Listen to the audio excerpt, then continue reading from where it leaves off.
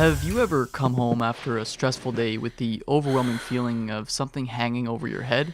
You desperately want to focus on something else, so you pick up a controller. You start playing a game on your console or PC, but after 10 minutes, it hits you. For some inexplicable reason, you're not having fun. What you were depending on to relieve stress is boring or just feels like work. Whatever the reason, this routine just doesn't feel particularly rewarding anymore. But you paid for the console and the 11 games that you have on it, so you feel obligated to keep playing, even though it's not very fun. And fun is the reason you started playing video games in the first place, isn't it? So how did you find yourself in this strange place where you play more out of obligation than joy? Have video games become less enjoyable? Or even worse, have you changed in a way that prevents you from having fun? To understand if either of these changes is true, we have to ask an even more fundamental question. What is fun exactly? It's a concept that we take for granted when we talk about video games, but it isn't as obvious as you may think. What we call fun could be broken down into other descriptors and be more accurate. When we say something is fun, it might simply mean that we get pleasure from it. It might also refer to how hours fly by when we do it. It could be about the flow state that we sometimes find ourselves in, where we exist in the moment, unbothered by the outside world. We are not thinking about ourselves or even how we're performing. All of our mental attention is focused on a single activity. Fun could be a combination of some or all of these things that make us reflect on an activity in a very positive way. In this sense, it doesn't refer to a specific type of experience, but an overall evaluation. In their 2019 book, Fun, Taste, and Games, authors John Sharp and David Thomas describe fun as a form of play. We set aside outside expectations of utility, efficiency, and expediency to enter it. We accept the rules of irrelevance. We also put aside certain social and cultural concepts while playing. In this world, these things just aren't as important. Fun also involves things that are half real. In play, we can pretend to do things, such as driving a car like a complete maniac, but we're not putting the pedal to the metal in reality. We're speeding and swerving in play. Now, it doesn't always have to refer to play. After all, we can have fun going out for dinner with our friends, but when we're talking about video games, it pretty much always does. That's why we say we're playing video games. We're entering a half-real world. There are elements that reflect reality while many depart from it. There are graphics and actions that are real, but the world we are expected to inhabit is not. This should remind you of kids playing pretend, but also how we engage with video games. We're putting aside our reality outside of the game to play. We take what we're doing half seriously so that we're engaged with it, but don't confuse it for having real-life consequences. Problems sometimes happen when we take everything too seriously. We can get mad while we're hours into a board game, or when we slam a controller against a coffee table in a moment of frustration. Games can have real consequences, like when teams compete in esports, but those consequences are from winning or losing, not from a character being killed. That is, unless you entered a real-life Squid Game, of course. We find many different things fun in play. Some of us love the social element and prefer always playing with others. These are people who stick to board games, role-playing games, or maybe even video games with local multiplayer. Let's look at Dungeons & Dragons, one of the better examples of a social game. While the Dungeon Master is responsible for a lot of the quest building, everyone playing has to buy into the imagined reality to keep the game alive. Without participation, the activity just doesn't exist. It requires you to keep track of numerous storylines and quest details while demanding that you improvise in character. It's about as good as a game of pretend can get. Some people even take great joy in breaking games. That ranges from cheating to exploiting mechanics to gain a considerable advantage. This is often used to complete speedruns. That's where you're trying to beat a game in record time. This is all about embracing the process as a public spectacle, where you can achieve glory in the best completion time. Esports exist for a similar reason.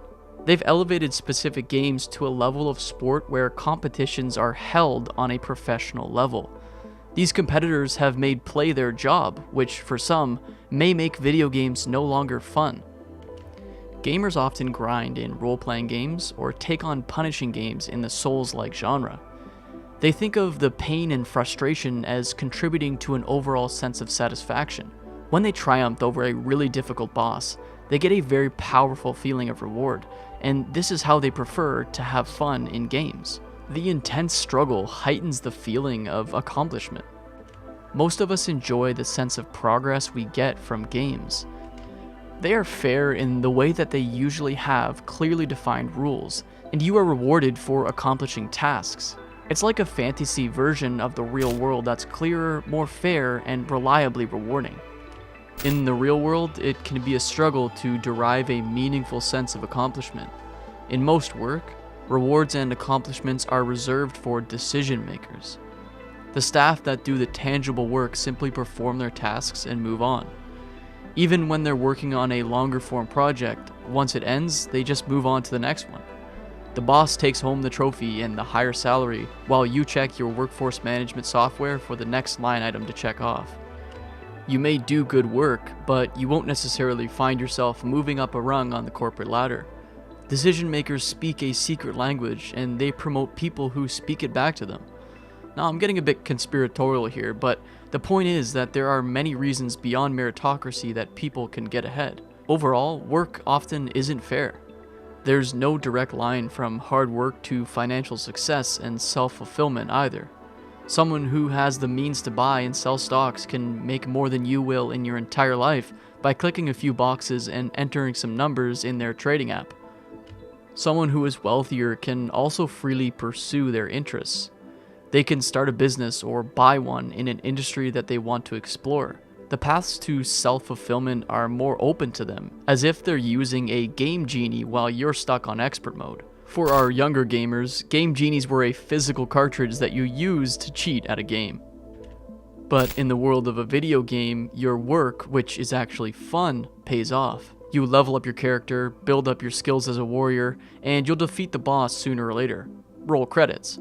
Wouldn't it be wonderful if life was structured in the same way, with clear goals that you could accomplish? Life could be fun, a lot like the game of life, although to be fair, that was still a bit random and chaotic. The goals in video games allow many of us to get invested in the play. Open sandboxes can be interesting to experiment with when we start, but we quickly get bored with them. We may find it entertaining to goof around in Grand Theft Auto, for example, but unless we take the missions seriously, we won't return to that world very often. We often know when we like a video game because we feel compelled to return to it again, but what we find compelling is subjective, much like what we find fun. When we feel the joy of a video game, we live in the moment. We're not consciously aware of the past or anticipating the future outside of what's happening directly in front of us. We are invested in the reality of play. It's not exactly a Zen experience, but it is satisfying and absorbing, a flow experience. Fun in video games isn't one specific thing.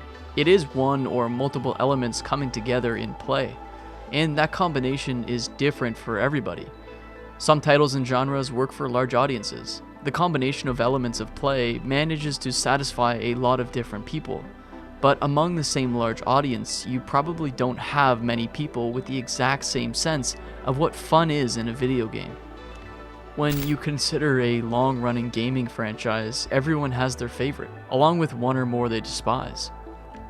With the newer open-world Zelda games, fans largely love the series' new direction, while a minority hated how far the more recent releases departed from its familiar gameplay. There's no pleasing everyone. We all have a different sense of fun. There are also the gamers who like challenging Souls-like games, but this subgenre can be off-putting for others. The extreme difficulty and frustration are not fun for them. They don't like these unpleasant emotions in their play.